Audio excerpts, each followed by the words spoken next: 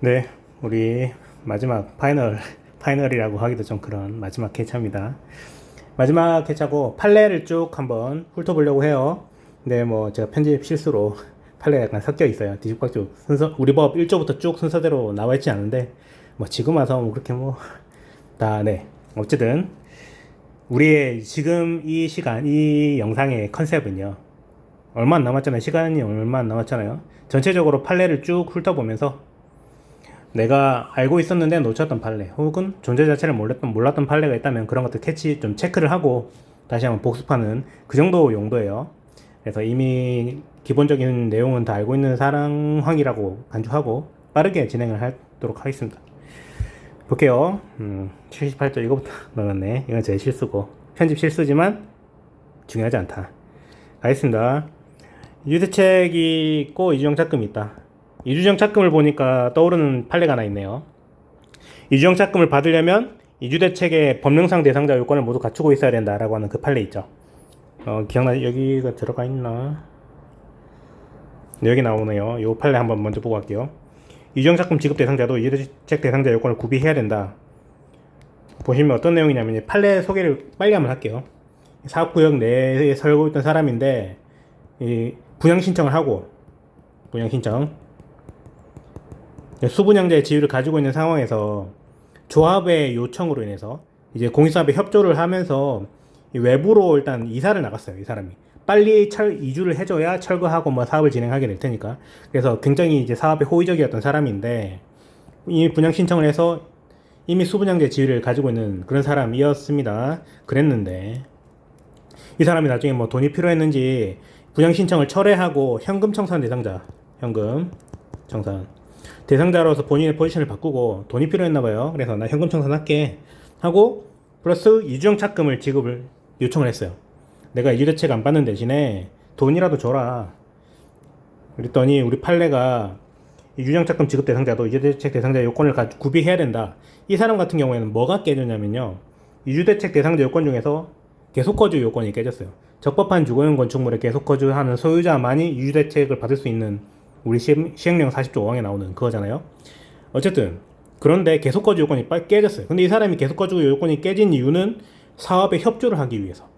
네. 악의적인 사람이 아니었죠. 사업에 협조를 사업을 더 잘되게 하기 위해서 효율적인 수행을 위해서 협조를 한 건데 우리 판례는 그 경위는 따지지 않겠다.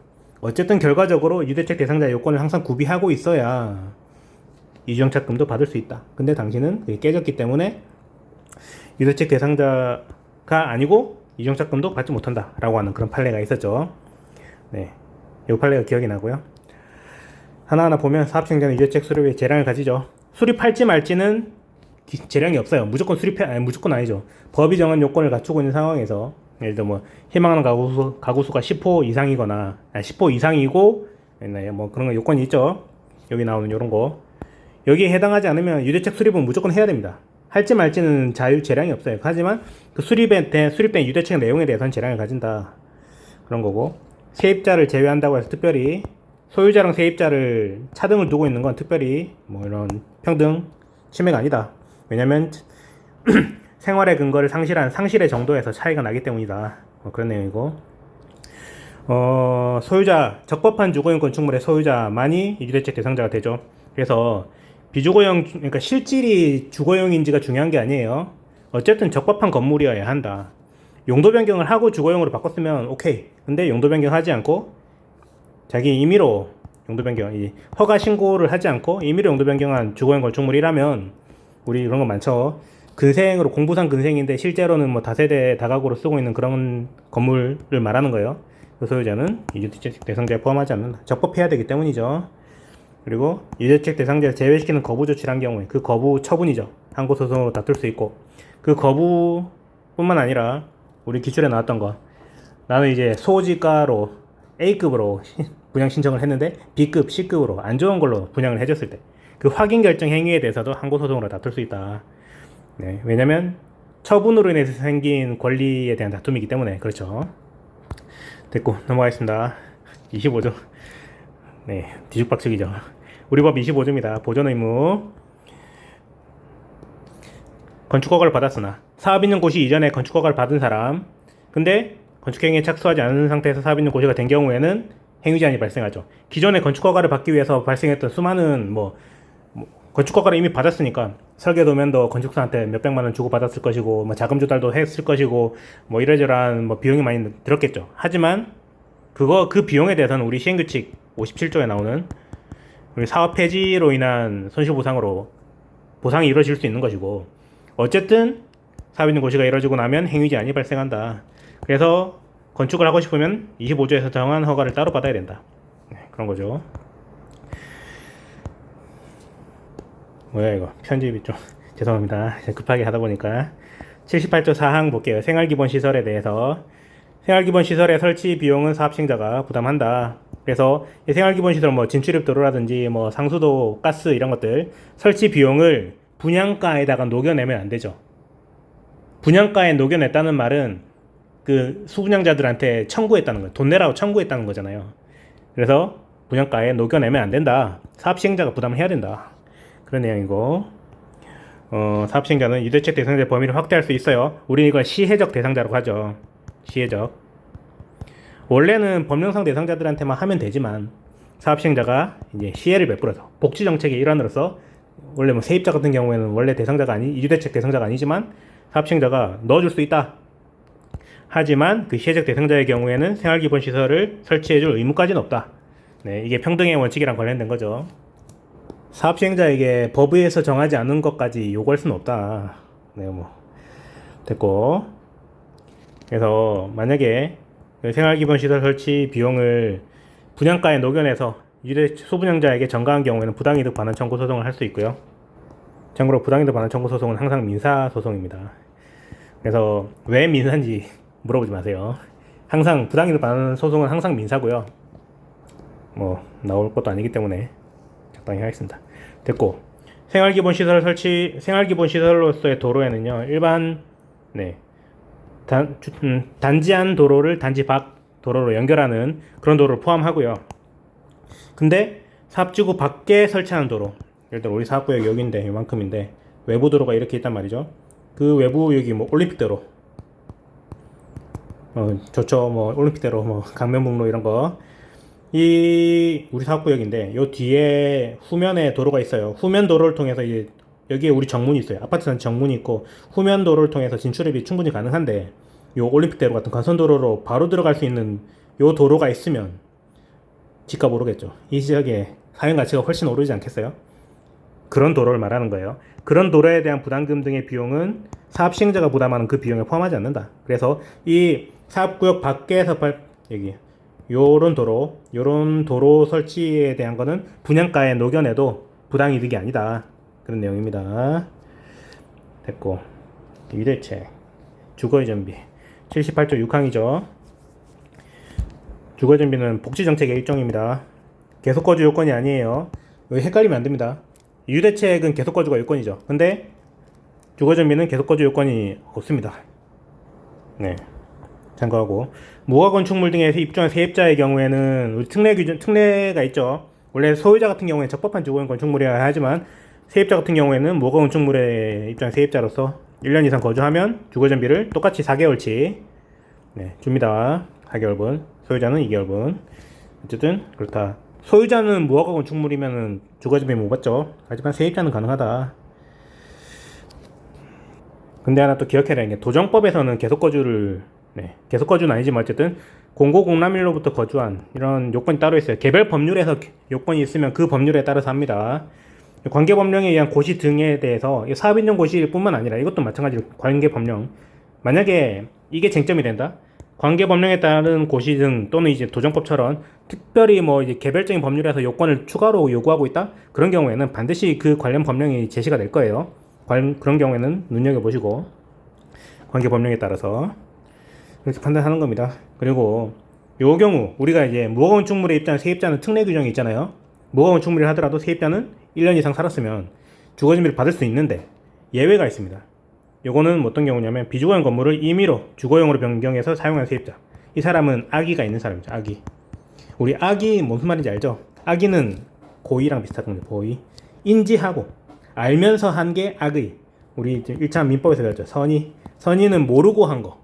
어떤 일이 있었는지 모르고 진행한 게 선의, 악의는 알고 한 거, 고의도 똑같은 거고. 어쨌든 악의의 세입자, 이 사람은 애초부터 비주거용인 걸 알았어요.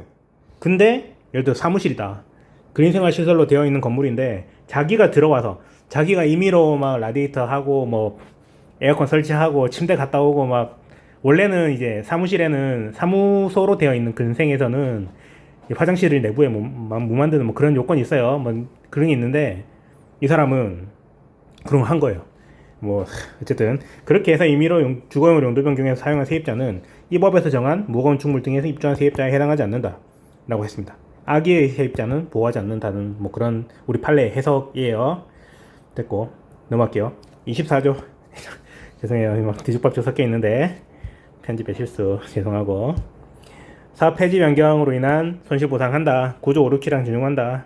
네, 그리고 우리가 구조 567랑 나온 김에 이야기 한번 하면, 구조 7항에서 재결을 신청할 수 있죠. 누가 재결을 신청할 수 있죠? 사업 시행자 또는 손실을 입은 자. 네, 원래 우리 공용수용의 보통 절차상에서는 사업 시행자만이 재결을 신청할 수 있지만, 자잘한 손실 같은 경우에는 구조 567항이 준용되는 자잘한 손실 같은 경우에는 손실을 입은 자에게도 재결 신청권이 부여가 된다. 왜냐면 상식적으로 당연한 거죠. 이 자잘한 손실 같은 경우에는 사업 시행자가 인지하지 못하는 손실이 많습니다. 예를 들어 타인 토지에 들어가서 측량 조사를 하다가 뭐 거기 밭에 있는 작물이 뭐 사망했다.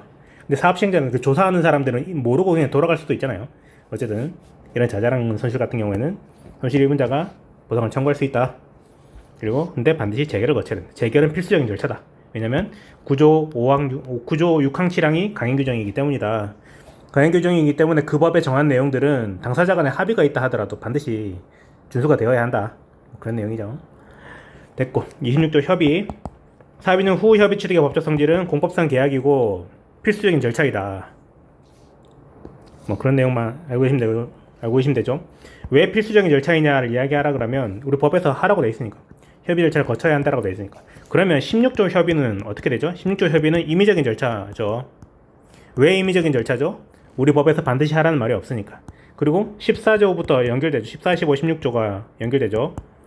14조에서 보면 멘트가 필요한 경우에, 사업 시행자가 사업인용 고시 이전에 필요한 경우에는 조서를 작성하고 연락 공고, 15조에 연락 공고를 하고 16조에 협의를 할 수 있다라고 되어 있어요. 네. 16조에 보면 뭐 성실하게 협의해야 된다 그런 내용이 있긴 하죠. 근데 성실하게 16조에 나와 있는 멘트가 중요한 게 아니라 14, 15, 16조로 연결되는 법 체계가 중요한 거예요. 14조가 사업인용 고시 이전에 필요한 경우, 사업 시행자 자기가 필요한 경우에는 뭐 이렇게 14, 15, 16조가 되는 거죠. 어쨌든 필요한 경우에만 하는 것이기 때문에 임의적인 절차가 되는 겁니다. 네. 16조 법조문에 뭐 성실 의무만이 규정되어 있기 때문에 임의적인 절차인 게 아니에요. 아무튼 그렇고, 이제 헌법재판소에서 현재 헌법소원에서 16조 협의를 거치고 이러이러한 경우에 절차 생략 규정이 있잖아요. 그런 경우에 위헌이라는 헌법소원이 있었지만 우리 헌재는 특별히 재산권 침해하는 게 아니다. 왜냐면 이미 충분히 할 만큼 했기 때문이다. 그런 내용이죠. 됐고 넘어가겠습니다. 28조 재결 신청, 30조 재결 신청 청구. 이거는 우리 기출에 한번 됐었죠. 협의 불성립되면 재결 신청을 할 수 있어요. 28조. 근데 재결 신청을 하지 않고 있을 때 관계인 같은 사람들이 재결 신청 청구를 할 수 있다. 그런 내용이죠. 그렇습니다. 또 협의 불성립이 어떤 경우에 협의 불성립인지에 대해서, 협의 자체를 협의하자고 계속 요구하는데 협의를 안 하는 경우도 불성립이다 등등등 여러 가지 사유가 있죠. 이런 건 충분히 알고 계실 거라 생각합니다. 상당한 기간이 경과하도록 협의 기간을 통지하지 않는 경우에, 오케이 협의하자 라고 말은 해놨는데 협의를 위해서 이제 협의도 그냥 그날 바로 다이렉트로 가서 하는 게 아니잖아요. 미리 이제 협의에 대한 뭐 이제 평가도 미리 받아놓는 거예요. 평가도 미리 받아놓고 이거는 저런 거 다 해가지고 보상금액, 예상금액 얼마 이런 거 다 해가지고 보상의 시기, 방법 같은 거 다 해가지고 협의를 통지해서 협의 테이블이 마련되는 거잖아요. 근데 그러지 않은 경우에 말로만 해놓고 협의하자고 해놓고 디테일한 내용들을 하나도 진행하지 않을 때, 그때 우리 판례는 재결 신청 청구가 가능하다고 보고 있습니다. 됐고, 보상 대상에 포함되는지 여부도 재결 신청의 청구 대상이라고 하는 말은 무슨 말이냐면 이 사람 소유자가 손실보상 대상이라고 해당되는 지작물 같은 거, 대상에 해당된다고 주장하면서 보상을 계속 요구하고 있는데 사업시행자가 아니야 라고 해당하지 않는다면서 계속 제외한 채 협의 자체를 하지 않아서 결국 협의가 성립되지 않는 경우도 협의 불성립에 포함된다. 네. 양자의 견해가 달라가지고 누구는 보상 대상이다, 누구는 대상이 아니다라고 해서 협의 테이블에 올라간 적도 없어요. 하지만 그런 경우에도 재결 신청의 청구 대상이 될 수 있습니다. 그 케이스랑 다르죠.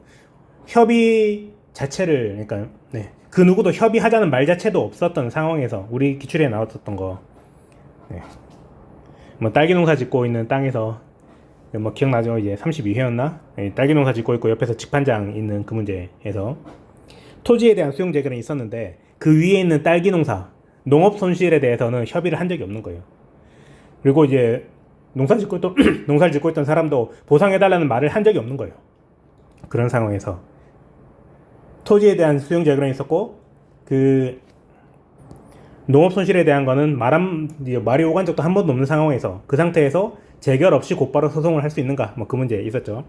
아무튼 그런 경우에는 협의 자체를 한 적이 없기 때문에 협의 불성립으로 볼 수 없다, 그런 내용이었고, 됐고 지연가상금 됐고요. 이건 우리 기출에 한번 나왔었죠. 지연가상금은 재결에서 정하는 사항 중에 하나죠. 그래서 거기에 대한 불복은 보증소로 간다. 밑에는 됐습니다. 지연가상금이 현실에서는 분쟁이 많아요. 그래서 판례가 많은데 제가 볼 때는 법적인 쟁점은 아니기 때문에 출제가 될 수 있을까 싶고, 그나마 출제가 된다면 뭐 지연가상금에 대한 불복 수단 정도는 문제가 될 수 있을 것 같습니다. 됐고 29조 협의 성립 확인, 협상 확인 관련된 판례는 우리 요 정도 기억하면 되겠습니다. 진정한 소유자의 동의가 필요하다. 그런 거 없이 내려진 협의 성립의 확인은 위법이다. 정확하게 말하면 진정한 소유자가 아닌 사람과의 협의는 무효가 되고, 그런 무효에 대해서 협의 성립 확인을 했다고 하면 중대한 위법이긴 한데, 잠깐 기억이 안 나네. 이거 무효 판결이었나? 죄송합니다. 이거는 요 판결에서는 그냥 취소 소송을 제기한 거라 가지고 무효 선언까지는 하지 않았는데, 제가 봤을 땐 중대 명백한 걸로 볼 수도 있을 것 같네요. 법을 모르는 할머니가 봐도 진정한 소유자가 동의하지 않았는데 협의 성립 확인이 됐다면 뭔가 문제가 있을 것이다. 무효 사유로 볼 수 있을 것 같네요. 어쨌든 이 판례는 위법인지 아닌지만 물었다, 판단했다. 왜냐면 취소 소송을 제기했기 때문이다. 그런 거고요. 넘어가겠습니다. 재결, 사업인정 자체를 무의미하게 하는 사업, 그런 재결은 할 수 없다. 왜냐면 우리 구성요건적 효력 때문이죠. 우리 법에서 사업인정과 수용 재결을 이원화를 해놨잖아요. 사업인정은 국토부 장관, 재결은 토지소용위원회. 아무튼 그렇고, 통지 등의 절차를 제대로 거치지 않고 이루어진 수용 재결은 위법이다. 이게 우리 법에서는 수용 재결을 할 때 꼭 뭐 통지를 하고 그런 내용이 없죠. 근데 다른 개별적인 법률에서는 절차가 있습니다. 그런 개별법에 이런 절차가 쟁점이 되면, 이것도 보면 구도시재개발법, 지금 도정법이죠. 도정법에서는 이제 분양신청 같은 걸 하면서 통지를 해야 돼요. 분양신청 기회를 보장하기 위해 통지를 하고 뭐 이런 절차가 있습니다. 그런 개별적인 법률에 있는 절차가 있는 경우에 이런 게 쟁점이 되는 거예요. 반드시 참조 조문이 나오겠죠. 답안지 활용을 해야 됩니다. 이건 됐고, 하자생계 인정 안 된다. 단 한 번도 인정한 적이 없습니다. 사업인정과 재결 사이에는 하자생계 인정한 적이 없고. 40조 보상금 지급 공탁, 선지급해야 되죠. 적어도 개시일까지는 미리, 우리 사전 보상의 원칙이기 때문에 미리 지급 공탁을 해야 됩니다. 그날까지 미리 지급 공탁을 해야 개시일에 소유권이 이전되게 되는 거죠. 만약에 개시일이 도래하기 전까지 지급 공탁을 하지 않는다, 그러면 재결이 실효되죠. 아무튼 그렇다. 지급이 원칙이지만 불가피한 경우에 공탁을 할 수 있다, 뭐 그런 시스템이고. 그리고 우리가 기억해야 될 건 이의유보죠. 보상금 수령하면서 이의유보를 하면, 이의유보 없이 보상금을 수령하면 재결에 승복한 것으로 본다. 그러니까 이제 이의유보 없이 보상금을 수령하면 재결에 승복한 걸로 봐요. 근데 받아가 놓고 그 이후에 재결에 대해서 소송을 제기한다, 보증소를 제기한다. 우리 판례는 협의 소욕이 없어서 보증소를 각하시킵니다. 정확하게는 기각 판결을 내리게 되는데, 보증소가 항고 소송의 실질을 가지고 있기 때문에 협의의 소욕을 따지게 되죠. 그래서 협의의 소욕이 없어서 소제기 자체는 적법하지 않다, 일단 결론인데, 항고 소송 측면에서의 결론인데, 근데 이게 외과는 당사자 소송이기 때문에 각하 판결은 하지 않고, 어쨌든 어려운 얘기는 됐고. 됐고, 어쨌든 협의 소액이랑 관련된 내용이에요. 보상금 수령하면 이의보 없이 수령을 하면 우리 판례는 재결에 승복한 걸로 보기 때문에 내가 승복해놓고 다시 한번 다투는 거는 잘못된 거다. 네. 이미 승복해서 모든 게 끝난 상황에서 다투는 건 실익이 없다. 라는 게 우리 판례의 입장입니다. 하지만 이걸 이제 이의 유보에 대해서는 뭐 명시적, 묵시적 이런 이의 유보가 있죠. 그 판단 기준은 알아서 하시면 되는 거고. 우리 판례 죄송해요. 이 판례는 이 묵시적인 이의 유보 판단 기준 이게 중요한 게 아니라 요 판례 우리 수업 때 설명 많이 했던 그 내용이죠. 수용 재결, 보상금 수령하고 이의 유보를 했어요. 이렇게 하고 공탁된 보상금을 수령해 가면서 불만이 있다는 걸 의사표시를 하고 그 다음에 이의 신청을 제기했습니다. 이의 신청을 제기하고 이의 제기를 내려졌죠. 보상금이 좀 올랐어요. 증액됐는데 증액된 부분에 대해서 수령해 가면서 별도의 이의 유보 표시를 하지 않았어요. 네. 근데 이의 제기까지 내려지고 나서 보증서를 제기합니다.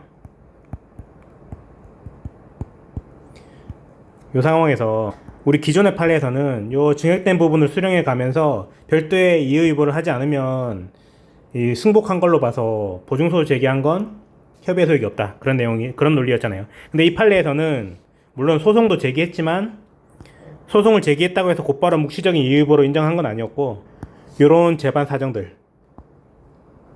첫 번째로 이제 증액된 보상금을 수령할 당시에 행정소송을 제기하고 그러니까 이의 제기에 따라서 증액된 보상금을 수령하면서 보증서를 제기하고 상당한 감정 비용을 들였고 그리고 시가 감정을 신청했고 그러니까 예납했다는 거는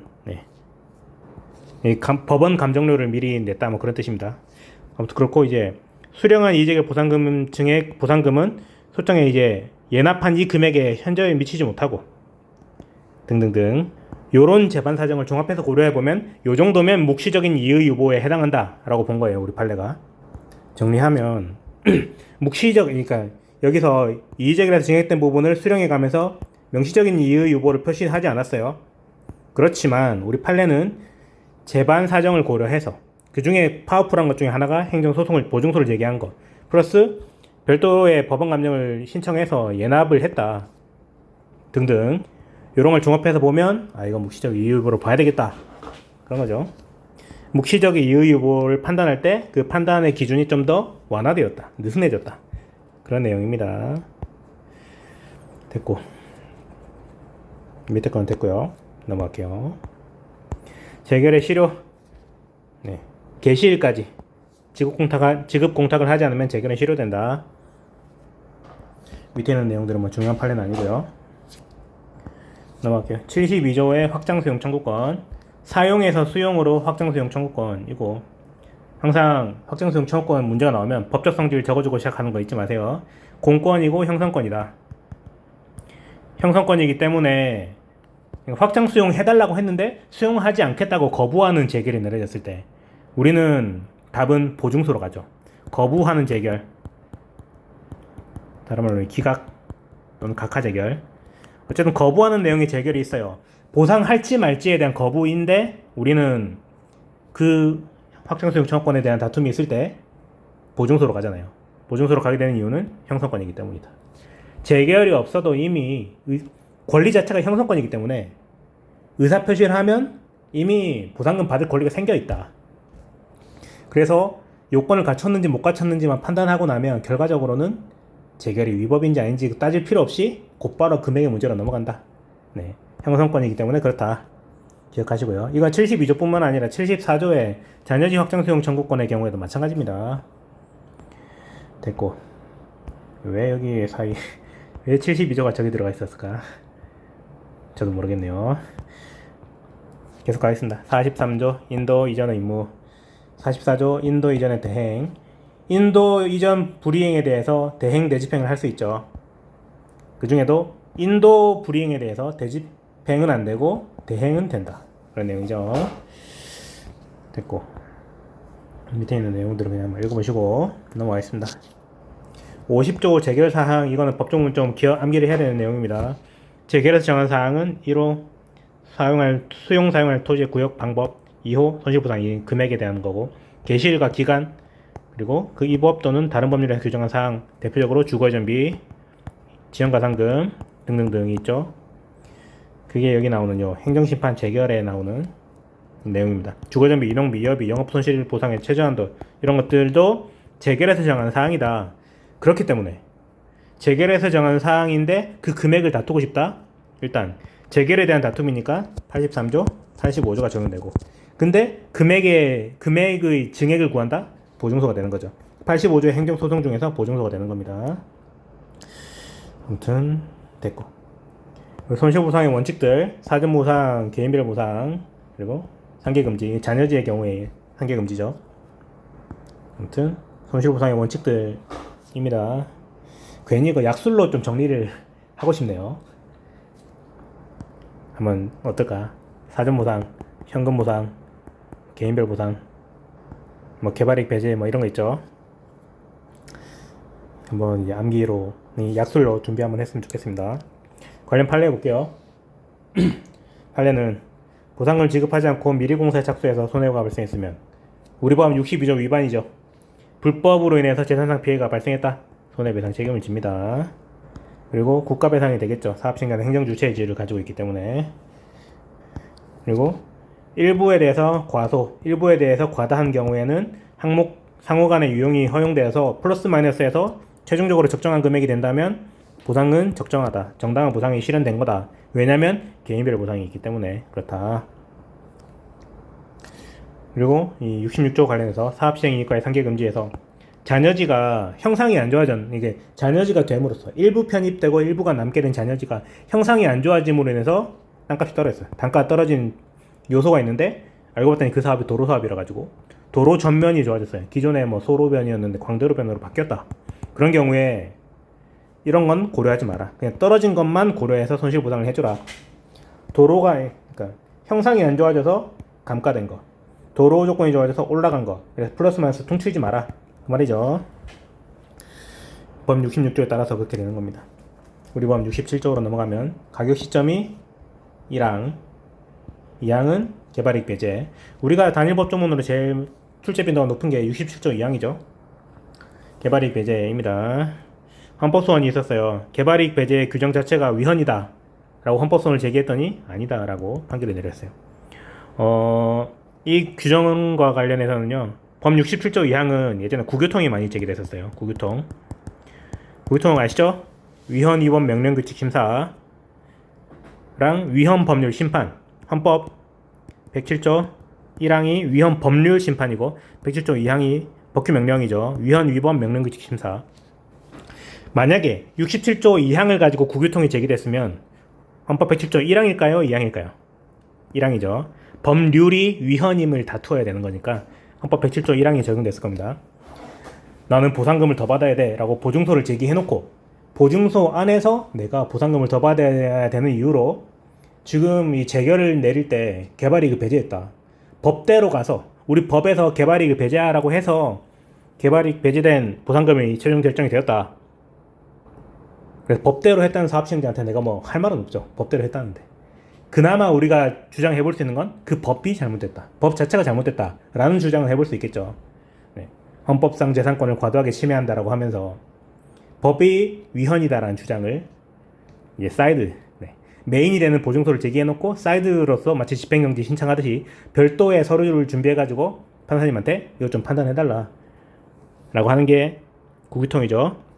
그 중에 타겟이 되는 규정이 법률이라면 107조 1항이 적용되고 법규 명령이라면 2항이 적용되고 그런 내용이죠. 됐고, 우리가 이제 또 기억해야 되는 법조문 중에 하나가요. 죄송합니다. 어디 갔나? 네, 죄송합니다. 우리 법규를 위해서라기보다는 진짜 실무를 위해서. 우리 막판이잖아요. 실무에서 이제 우리는 법규의 고득점을 위한 요령 같은 걸 제가 중간중간 설명을 드렸잖아요. 실무도 저는 마찬가지가 좀 있다고 생각합니다. 제가 이제 30회 합격이잖아요. 그때 제가 기억나는 게 제가 실무 제가 47점 받았거든요. 근데 1문을 제가 20 몇 점 받았어요. 정확하게 기억은 안 납니다. 2문 빵점. 왜냐면 아예 모르는 뭐 에르두법 이런 게 나왔어요. 3문이 제가 10 몇 점 받았어요. 그리고 사문 약술에서 3점인가 받고. 어쨌든 3문이 보상이었던 거예요. 2문인가 3문인가 둘 중에 하나 보상이었어요. 그래서 제가 그 중에 10몇 점을 받았는데 계산을 좀 틀렸던 기억이 납니다. 사실 제가 복기를 안 해봐서 정확하게 기억 안 나는데 계산을 좀 틀렸던 기억이 나요. 어쨌든 그랬는데 저는 저만의 약간의 네, 그리고 이제 제가 또 현업을 하다 보니까 느껴지는 그런 거 있잖아요. 평가서에 반드시 빠지지 않고 나가는 게, 특히 보상은 법정 평가잖아요. 그리고 68조 3항을 보면 평가 의뢰 절차 방법 산정 기준 등에 대해서 필요한 사항은 국토부령으로 정한다.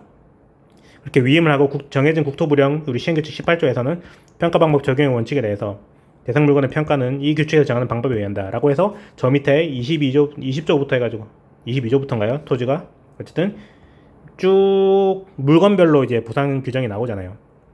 어쨌든 우리는 보상평가 법정평가, 법으로 정한 대로 한다. 법으로 정한 대로 평가한다라고 알고 있지만 왜 법으로 정한 대로 해야 되는지를 모르는 사람이 사실은 태반이지 않을까. 저한테 배우신 분들은 알겠지만 어쨌든 왜 법정평가인가, 법에서 그렇게 정해놨기 때문이다. 애초에 68조에서 이렇게 시행규칙으로 정해놨고 그 시행규칙에서 이런 멘트가 있기 때문에 우리는 시행규칙에 나와 있는 법대로 해야 된다. 그리고 시행규칙에 나와 있는 요 내용들이 대외적 구속력이 있잖아요. 그렇기 때문에 요거대로 해야 된다. 이 시행규칙대로 하지 않았다고는 곧바로 위법하게 된다. 대외적 구속력이 있는 규정대로 하지 않았기 때문에 그렇다. 그런 거죠.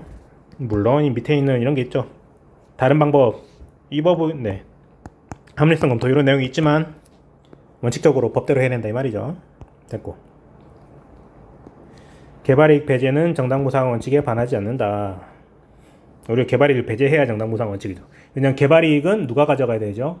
사업시행자가 자기의 자본과 노력을 투입해서 만들어낸 개발이익을 왜 소유자가 가져가야 되냐 이 말이죠. 그런 내용이고, 해당 공익사업으로 인한 개발이익이 포함된 보상사례, 이거는 사업구역 밖의 사례입니다. 우리 사업으로 인해서 구역 밖의 보상사례가, 그러니까 이 보상사례라고 되어 있는 게 우리 사업 말고 다른 사업에서의 보상사례예요. 근데 이 보상사례에서는 우리 해 사업으로 인한 개발이익이 반영된 거예요. 그런 보상사례도 우리 사업으로 인한 개발이익이 반영되어 있긴 하지만 그걸 배제할 수만 있다면, 뭐 지가 변동이나 시점이나 이런 걸 가지고 적용 공식 같은 각종 수단을 써서 배제할 수 있다면 우리 사업의 보상평가를 할 때 참작할 수 있다. 그 밖의 요인에서. 그런 내용이고, 해당 공익사업에 대한 보상 사례는 그 밖의 요인으로 참작할 수 없다. 전 이거 사실 잘 모르겠습니다. 잘 모르겠는데 왜 참작하지 않는지 정확하게 논리는 모르겠는데 어쨌든 하지 않더라. 됐고, 다른 사업에 대한 개발이익은 반영한다 등등등 쭉 읽어보시면 결과적으로는 이제 개발이익 배제라고 하지만 사실은 정확하게 말하면 당해 사업으로 인한 가격 변동 배제인 거죠. 그 중에 뭐 다양한 게 있는 거죠. 공법상 제한 사항이 바뀌었을 때 등등등 그런 거고, 요 판례 볼 때마다 네, 우리 보상액 산정 방법을 규정한 토지보상법 시행규칙은 법규적 효력을 가진다. 결과적으로 대외적 구속력이 있는데 우리 판례는 법보행위라고 하고 있죠. 이는 비록 행정규칙의 형식이나 공익사업법의 내용이 될 사항을 구체적으로 정해서 내용을 보충하는 기준을 갖는 것이라고 해서 법보행으로 판시를 했어요. 근데 판례가 법보행위라고 했다고 해서 판례가 바이블이 아니죠. 판례는 이렇게 했는데, 아니 이게 뭐 입도 아프다. 시행규칙은 법규 명령이잖아요. 네, 불령인데 특히 우리 행정기본법 2조에서 이제 명시가 돼 있잖아요. 법령 등에 해서 법령의 리스트가 쭉 나오는데 그 중에 하나가 불령이잖아요. 어쨌든 형식이 법규 명령이다. 근데 실질이 사무처리 기준인 거죠. 보상의 산정 방법이니까 수용 재결을 할 때 적정 보상 금액을 산정할 때 산정하는 방법이고, 그 의뢰를 받은 평가사들이 있을 때 평가사들이 평가서를 작성할 때 금액을 산정할 때 쓰는 사무처리 기준인 거잖아요. 사무처리 기준이 법규 명령에 들어가 있다. 법형행인 거죠. 법보행이 아니라. 그래서 판례는 법보행이라고 했지만 우리는 무시하고 그냥 법형행이라고. 그러니까 판례를 소개하고 판례는 이렇게 법보행이라고 판시를 한 바 있다. 하지만 이래저래 할 때 법형행으로 보는 게 맞다. 그리고 법형행으로서의 논의를 쭉 하시면 됩니다. 됐고, 70조. 갑자기 70조지. 순서는 그렇죠. 70조 취득하는 토지 보상, 71조 사용하는 토지 보상. 이제 우리는 물건별로 나오잖아요. 우리 70조부터 쭉 이제 물건별 손실보상 근거 규정이 나옵니다. 요 안에 디테일한 내용들 뭐 이런 거 암기하는 게 아니고 넘버링을 잘 기억하셨으면 좋겠어요. 예를 들어 뭐 영업권 77조 뭐 이런 식이죠. 7조 영업권이 아니라 영업손실보상인 77조 권리 76조 이런 식으로. 네, 밑에 있는 거 쭉 한번 읽어보시고, 밑에 있는 거는 제가 많이 실어놓은 거는 현황기준 평가, 우리가 70조 2항에서 나오는 현실적인 이용 상황, 일반적인 이용 방법, 요 부분. 이게 나중에 우리 시행규칙으로 가서 칙 24조랑 연결이 되는 거죠. 칙 24조는 뭐 불법 행질 변경 토지 뭐 이런 거지만 어쨌든 현황 기준으로 평가한다. 그거랑 관련된 판례들이 쭉 있습니다. 판례가 많아요. 많아서 제가 판례가 많은 쟁점은 현실에서 이제 다툼의 여지가 많다는 방증이죠. 그래서 한번 쭉 읽어보시고 넘어가면 되겠습니다. 됐고 73조 잔여지. 잔여지가 73, 74잖아요. 둘 다 판례가 많습니다. 판례가 많은 이유는 다툼이 많기 때문에. 특히 어쨌든 잔여지 관련 판례 잘 알고 있어야 되겠고,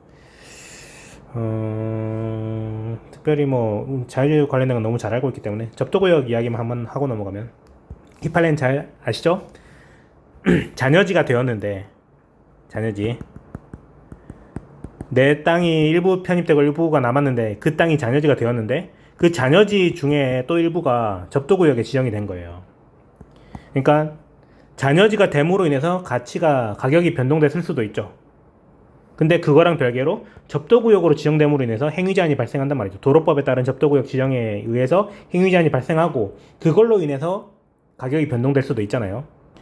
그런 경우라면 우리가 이제 손실이 발생한 원인을 잘 구분해야 되는 거예요. 이게 잔여지가 됨으로 인해서 발생한 건지 아니면 접도구역 지정이라는 행정적 조건 변동으로 인해서 발생한 건지를 잘 판단해서, 만약에 그 잔여지의 가치 하락이 발생한 원인이, 그러니까 해당 토지의 가치가 하락했는데 땅값이 결과적으로 떨어졌는데 그 하락한 원인이 접도구역 지정에 의한 거였다면 도로법에 따른 접도구역 지정에 의한 손실에 대한 손실보상 규정이 적용이 될 것이고, 그게 아니라 잔여지가 됨으로 인해서 발생한 뭐 형상 부정 뭐 등등에 의해서 그렇게 돼서 발생한 손실 가치 하락이라면 우리 법 73조가 적용될 것이고. 문제를 잘 보셔야 되겠어요. 이 사람이 주장하는 그 포인트, 가치가 하락한 원인이 무엇인지에 대해서 따라서 보상이 소송을 할 때 법적인 이제 근거가 필요하잖아요. 그때 우리는 잘 적어줘야 되겠습니다. 손실보상 청구권의 법적 근거라고 하죠. 그 법적 근거를 잘 판단해야 되겠어요. 이 사건에서는 이 변호사가 두드려 맞아야 됩니다. 변호사가 접도구역 지정으로 인해서 발생한 손실인데 변호사가 잔여지 손실보상 청구를 한 거예요. 그래서 판사님이 불쌍한데 넌 다시 소송 제기해라 라고 돌려보낸 거죠. 당신의 잔여지의 당신 토지의 가치가 하락한 건 인정한다. 하지만 그게 73조에 의한 건 아니다. 뭐 그런 내용이었고, 73조 같은 경우에는 이 구분지상권에 의한 손실 같은 경우에도 해당될 수 있다. 그런 내용이죠. 네, 이거 우리 과거 기출에 우리 몇 회죠? 제가 좋아하는 문제, 그 무슨 공구야, 그 장례사람 경작하고 있던 거. 그 문제 배경이 된 판례가 완전 이게 배경이 된 건 아니지만 좀 비슷한 사실관계를 가지고 있습니다. 어쨌든 지상 공간의 일부를 사용하는 경우에도 요 잔여지 가치 하락 73조가 근거 규정이 될 수 있다. 됐고 74조 요거까지 보고 한 타임 끊고 계속 이어서 갈게요. 74조 잔여지 확장 수용 청구죠. 매수 수용 청구. 매수 청구 먼저 해야 되고 수용 청구를 해야 된다. 사업 인정 고시 이전에는 수용 청구 할 수 없죠. 매수 청구만 할 수 있다. 근데 사업 인정 이후에는 매수 청구, 수용 청구 둘 다 할 수 있다. 근데 매수 청구 없이 곧바로 수용 청구를 할 수는 없고, 매수 청구 한번 했는데 협의가 안 됐을 때 수용 청구로 넘어간다. 그런 내용들이고, 우리 뭐 잘 아는 내용이니까 관련 판례가 굉장히 많죠. 네, 알아서 하시고, 마찬가지로 권리구제 수단 이게 중요하다. 우리 시험에 여러 번 나왔었죠. 여기서 하나 끊고 계속 이어서 가겠습니다.